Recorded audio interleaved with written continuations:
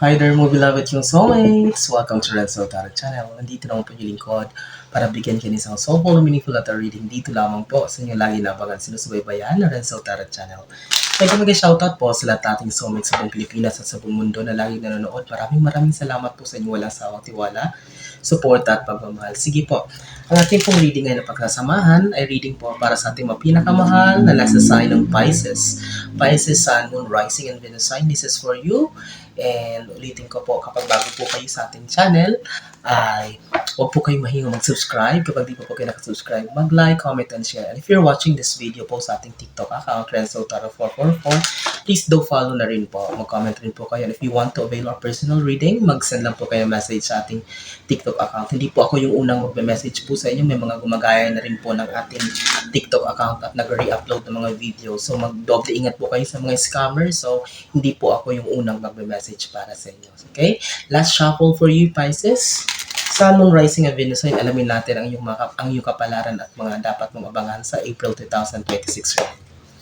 Spirit, Universe, Spirit Guides, Angels, Ancestors, Holy Spirit, Saint Michael. 10 cards please for Pisces. Universe, Spirit Guides, Angels, Ancestors, Holy Spirit. 9 cards more. 8 cards more for Pisces. Spirit, Universe, Spirit Guides.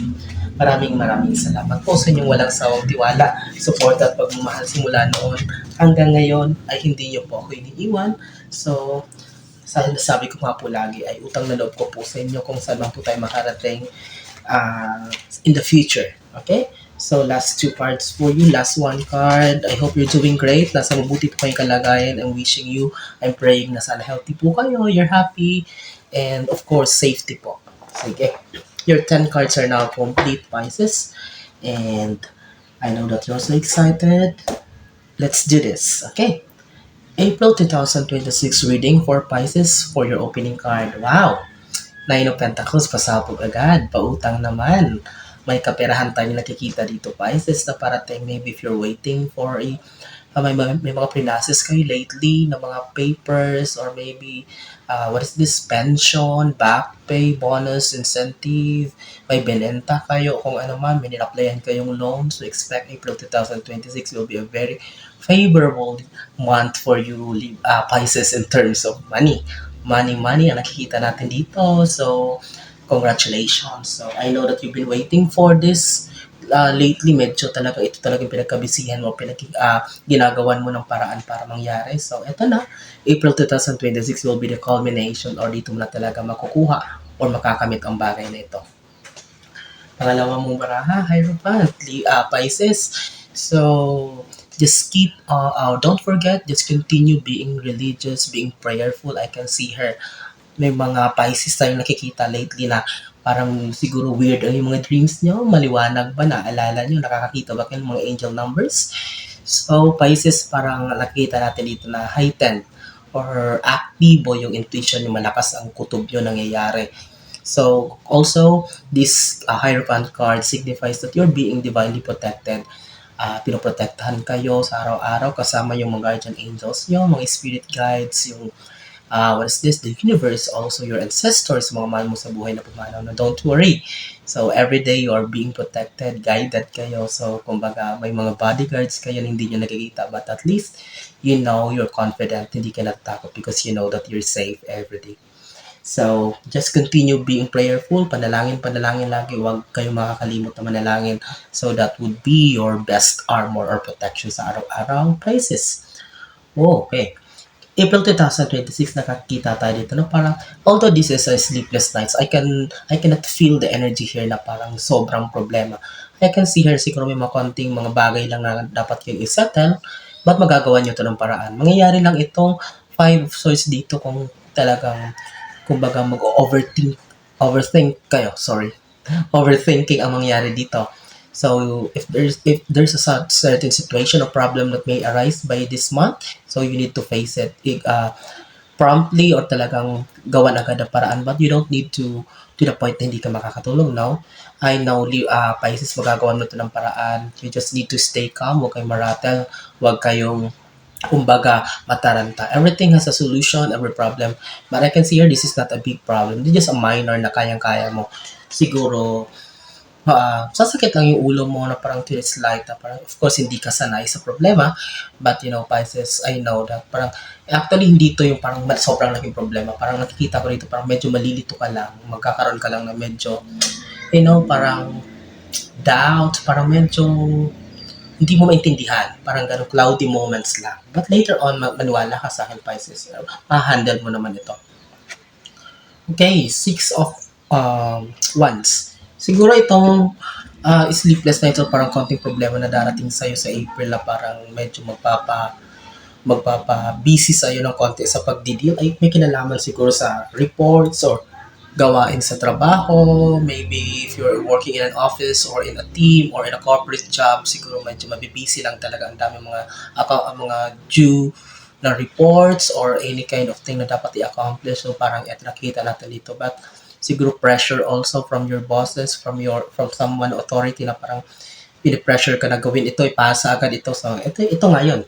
So ito nakikita ko. This is not a big problem na parang may problema darating ha. Now, so Pisces, I can see here kasi sinundan na siya ng Six of Wands. So maaaring pressure lang sa trabaho, sa bahay, sa pamilya na parang dapat gawan ng solusyon agad or problema or dapat hindi na ipagpaliban pa, gawan agad ng paraan. Okay, so there's something pressure from a authority or someone na parang medyo may katungkulan, like a leader, like a parang magulang or your partner or someone na parang medyo siya yung nagpro-provide or like this, parang ito yung kung sa trabaho, like your manager, your team leader, supervisor, parang may mga dapat lang ka lang i-accomplish. So, mabibisi ka lang, kaya ito medyo sasakit ng ulo mo ng konti. But, I know, Pisces, this is manageable for you. Sinabi ko nga. Pang-lima is Three of Wands. You need to face the reality of life, Pisces. Kung dati, lately, parang medyo naguguluhan ka, hindi mo pa alam kung ano ba, saan ba talagang direction ng buhay mo now. April 2026, there will be clarity. I know that you are looking for something fresh, something new. Gusto mong lumipat ng trabaho, lumipat ng lugar, lumipat ng bahay. Something fresh for you na parang kasi lately, parang ang gulo ng lahat. Hindi mo maintindihan ang sitwasyon mo. Parang you're like just parang sumasabay ka lang sa agos, ng tubig. Parang gano'n. It's like a papel na barko na pag nilagay mo sa tubig, aagos na parang gano'n. But now comes April 2026, there will be clarity for you. Magiging malinaw yung kung saan ka patungo, kung alin man pipiliin mo, what will be your choices and decisions na gagawin mo. So there will be clarity. And of course, I know kung alin man yung pipiliin mo, ano man hinahanap mo yun, this is all about for your happiness and the life that you're wishing or you're dreaming for a long time, Pisces. Okay? So, before we proceed to our last 5 cards sa ating second row, ulitin ko po kapag di po kayo nakasubscribe sa ating channel at nanonood po kayo at nagustuhan niyo po, please subscribe po para mas mabilis tayong lumago. And mag-comment rin po kayo, like, share. Of course, if you're watching this in our TikTok account, please follow po. At if you want to avail of personal reading, mag-send po kayo ng direct message sa aking TikTok account. And important reminder po, hindi po ko yung unang mag-chat para sa inyo po kung para mag-offer ng personal reading. May dami pong mga nagbe-message sa akin, may mga poster po, may nag-re-upload ng videos, may naggagaya po. Please, double ingat po. Kayo pong una mag-chat sa akin, ako po magre-reply, and may mga pag-usapan po tayo doon na talaga mat-check niyo po kung legit po. Okay? So, mag-chat lang po kayo. But please, hindi po kayo una mag-chat sa inyo. Ang dami pong scammer ngayon, mag-double ingat po kayo. For your 6th card, wow! Pisces, here comes the star. Your life will be shining like a star. April 2026, magkatapat siya dito sa unang sabi ko kanina, di ba? Balato naman, may parating talagang pera. Sa April 2026, this will make you so happy. Pag-uusapan ka, parang magiging usap-usapan ka. So, kung hindi lang ito basta pera, this is something na parang it will overflow. Okay, overflow siya na, kumbaga, kasi overflow kasi hindi lang to makaka-apekto sa buhay mo, sa pamilya mo, even your neighbors, your friends, relatives, and the whole community makakatulong ka, or maybe they will be noticing you, they will be inspired by you, parang ganon. So, this star is a confirmation that something good news, good result, blessing is coming on your way. Sige, ganda naman. Wow. 2 of Wands. So, talagang I know April 2026, you will be deciding, talagang mag-iisip ka na talaga na gusto mo na talaga ng pagbabago, gusto mo nang lumipat, gusto mo, sinabi ko, connected siya dito sa 3, at 2, ito 3 of Wands. Talagang, alam mo yan, hindi ka lang nag-iingay pa, hindi mo pa sinasabi, but deep inside, gustong-gusto mo na talagang, kumbaga nang start all over again from something fresh. Walang masama eh. Hindi naman sa'yo, ikaw kasi yung tao, Pisces, na hindi naman nasa mindset mo na mahihiya ka kung magsimula muli. No. As long as you know na para naman sa kabubuti mo, for your peace of mind, for your own sanity, you are willing to do the sacrifice na magsimula muli. But I can see here talaga may mga pinaplano kami, mga gusto kang gawin. Ang dami mong minamanifest. Pinag-pray mo ito talaga, binubulong mo to sa hangin, sa universe, sa Panginoon na sana matupad na. And of course, with this star card, so kung expect na talaga matutupad yan. And the universe perfect timing. Pasensya na po, sobrang init po na parang niya, parang hinihingal ako. But don't worry, I'm good. Oh, 5 of Wands. Oh my God. Oh, sabi ko sa inyo eh, ang katapat na nitong pressure lang talaga to, trabaho, maaaring katrabaho sa April 2026, medyo may mga tao lang na magpapasakit sa ulo mo, ganun lang. So, be patient, ha? So, ito nga, napakalinaw ng mga baraha, connected to Pisces. So, this is about maybe kung makatrabaho mo to, mga anak mo, family members na parang nagbibigay sa'yo ng sakit sa ulo. So, April 2026, medyo mata-challenge ka. But I know, sabi ko, magaling ka, Pisces, you know what to do. So, just be patient, kalmahan lang, relax lang, huwag masyadong ma-stress, ha? Baka maapektuhan ka, konting sakit lang ng ulo. But I know, sabi ko nga, ulitin ko, you can manage it. It is manageable. But meron talaga mga tao, okay, may siguro outside of your house also, mga marites pa dyan sa labas na maaaring ikaw pa yung maging topic o pag-usapan, but you don't need to react on them. So focus on your own goal, focus on your own business, Pisces. Hindi pwedeng mag-react ka sa kanila. Okay?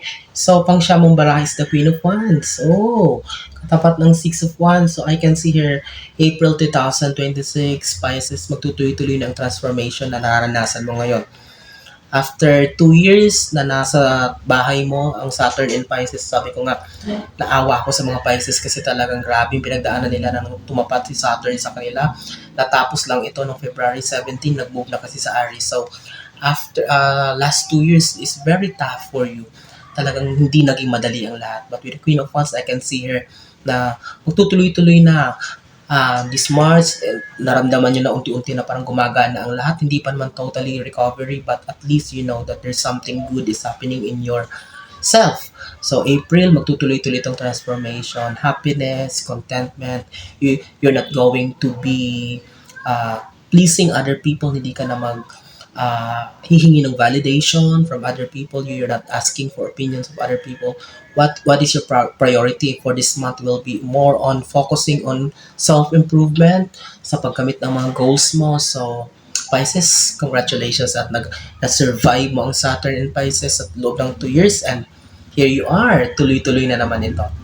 Tapusin natin ito napaka-cool nating reading with your 10th and last card para sa April 2026. Oh, this is interesting. Lover's card, di ko ito papatagalin. So, ang katapat niya ay 3 of Wands. So, I can see here, if you're single, Pisces, April 2026, maaaring may dumating na love life for you. Or I can see here, mga Pisces na ikakasal sa April. Or may magpa-propose.